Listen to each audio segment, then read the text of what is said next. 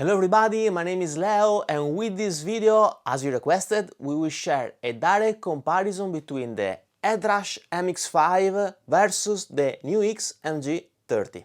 First of all, we will hear the units in action with the demo song, then we will compare the features and technical characteristics of the two units with a very detailed comparison chart, then we will hear more sounds, also comparing the two units with the real tube amp, checking out the frequency response, the dynamic range management and the note envelope management, and finally I will give you my 2 cents. So I hope you enjoy, and please don't forget to subscribe and hit the bell, as it's gonna really help me to make more videos like this. Let's start with the demo song.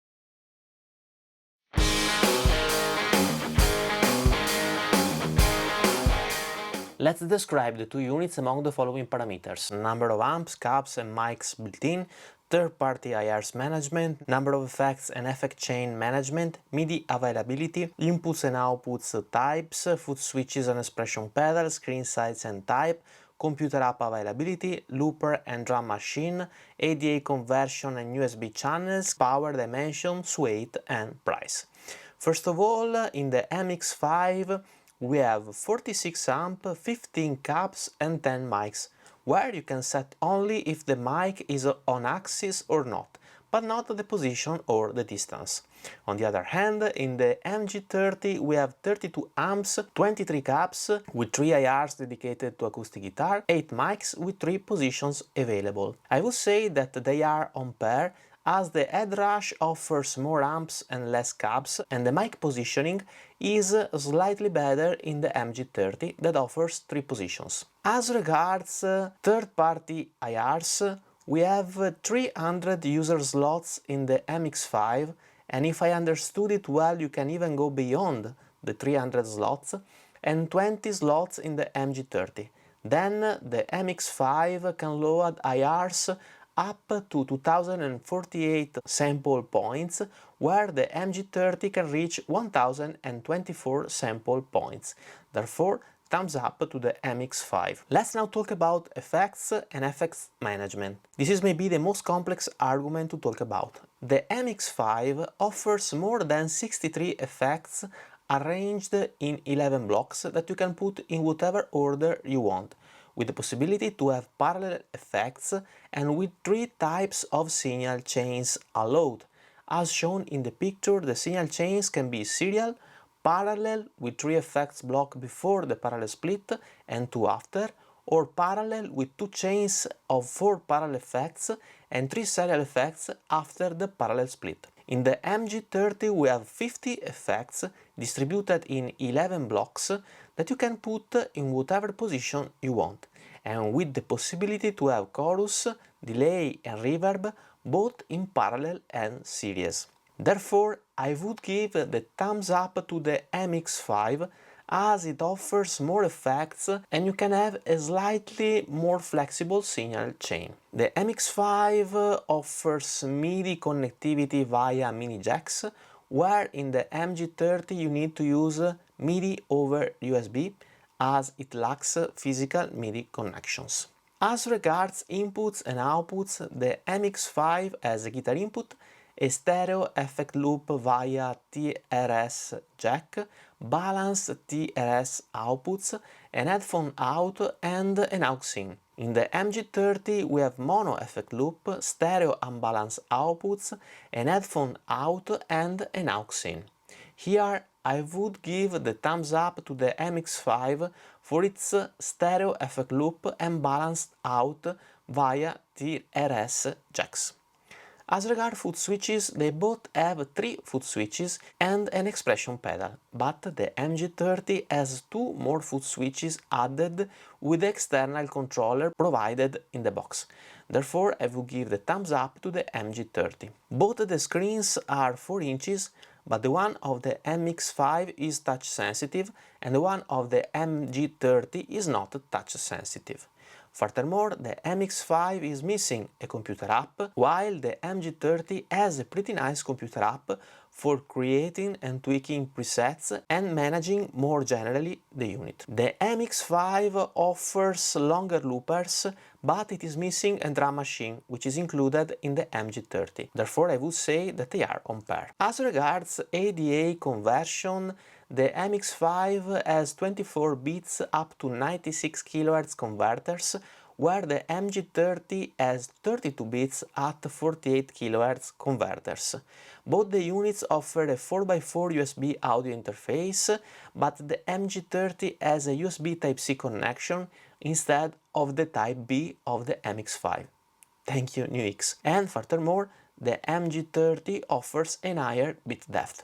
Therefore, I would give a thumbs up to the MG30. The MG30 is way less power hungry than the MX5 and it is easier to be used with our normal pedalboard adapter. As regards dimension and weight, the MX5 is a tiny bit smaller and lighter. And finally, as regards the price, the MG30 is cheaper. Actually, I typically don't assign a thumbs up or down in the price category as the price can fluctuate, but here I think that it is gonna be pretty hard for the MX5 to be cheaper than the MG30. Therefore, I would give the thumbs up to the MG30, even because the price gap, especially in euro, is pretty relevant. So finally, suspense, let's count the green and red thumbs.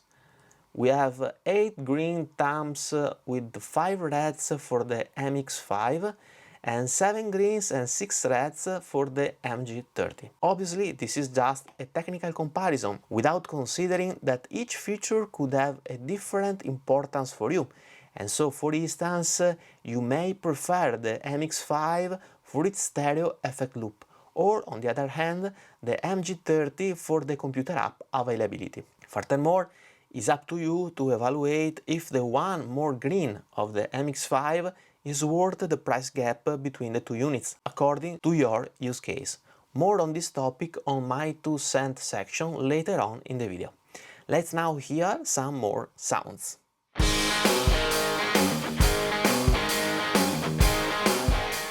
Welcome in the more sound section of this video. We will now compare the modelers versus a real valve amp that is connected to a greenback speaker and with everything to none, where in both the modelers I have loaded their simulations of the real amp with the IR I made for the speaker I'm using with the real amp. We will be testing the frequency response, the dynamic range management and the note envelope of the real deal versus the modelers, playing few licks with the guitar.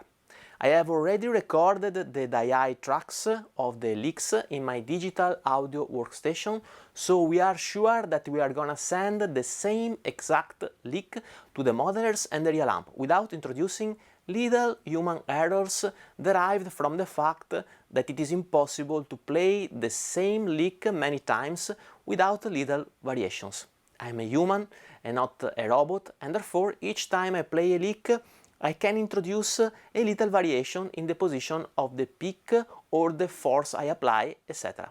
So, human errors avoided here. These are the 5 licks I will be using. I will use the first 2 to match the frequency response. I mean, we will hear the amp and the modelers with everything set to none, and then I will tweak the modelers to sound as close as possible to the real amp using these 2 licks. Then, with the third leak, we will test the dynamic response of the modelers. I mean, the way the modelers cleans up and break up according to the volume of your guitar or how soft or hard you push the strings. And with the fourth and fifth leak, we will check out the note envelope management of the modelers versus the real deal. I will let you now hear the tests and I will not say anything so that you can make your own idea without being influenced by mine. And we'll discuss the results later on in the My 2 cents section of this video. Let's start!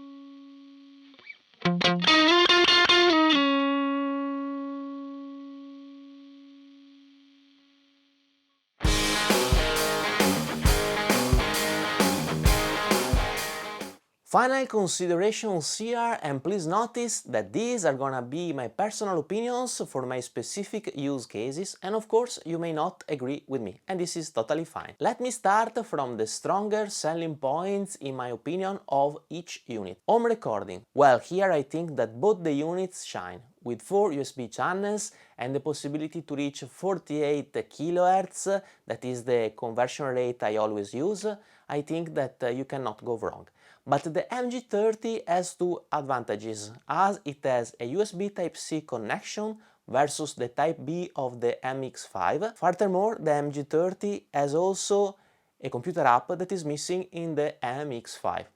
That lets you control the modeler directly from the screen of your computer without having to reach out the modeler while recording. Live use. Here the MX5 has 3 advantages that are the physical MIDI input to expand its controlling function, the balanced outputs and the stereo effect loop, where the MG30 has mono effect loop. As regards MIDI, in the MG30 we have to mention the 2 extra foot switches that are included in the box and the possibility to control the unit via USB MIDI, even if with a not so easy procedure. More on this topic in the video I did about the Ampero control, link in the card above or description below. Easiness of use. Well, here it depends. The MX5 has a touchscreen, but it is missing a computer app, where the MG30 does not have a touchscreen, but it has a pretty nice computer app. In my use case, I prefer the computer app, as I typically build the presets at home and I just tweak them a little bit live. And for recording, I want everything on the screen of the computer, without reaching out to the modeler.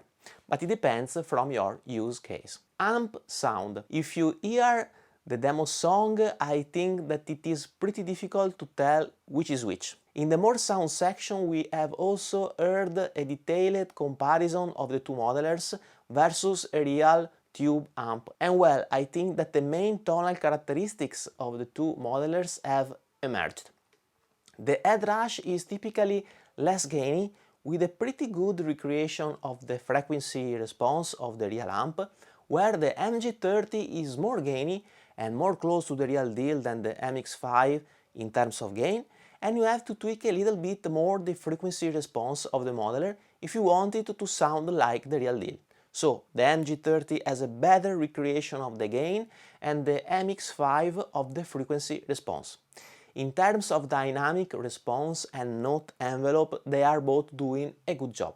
Therefore, here I would say that they are on par and that it really depends on your taste. Effects. As regards effects, they are the only 2 units in this price range and with these characteristics that offer parallel effect and a pretty flexible signal chain with 11 effect blocks that you can put in whatever order you want. Therefore, also as regards effects, I would say that it depends by your preference. So overall, in my opinion, the stronger selling point of the MX5 is its connectivity with the stereo effects loop and the balanced output, where the ones of the MG30 are the computer app availability and, well, the price, as the MG30 is far cheaper than the MX5. Actually, I think that the overall value for money of the MG30 is a little bit higher than the one of the MX5,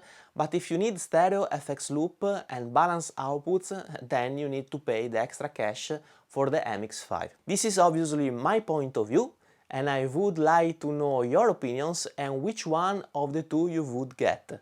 Is there any killer feature that let you lean towards one unit or the other? Are the sound differences that you can check out in the demo song or in the more sound section of this video key deciding factors for you? So please let me know your opinions in the comment section below. These were my final 2 cents. We have now reached the end of this video. I hope you enjoyed, and if you did it, please subscribe to my channel, hit the notification bell and leave a thumbs up. It would be of a great help.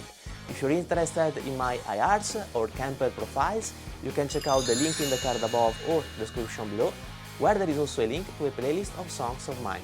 Thank you for watching, see you in the next video. Bye bye!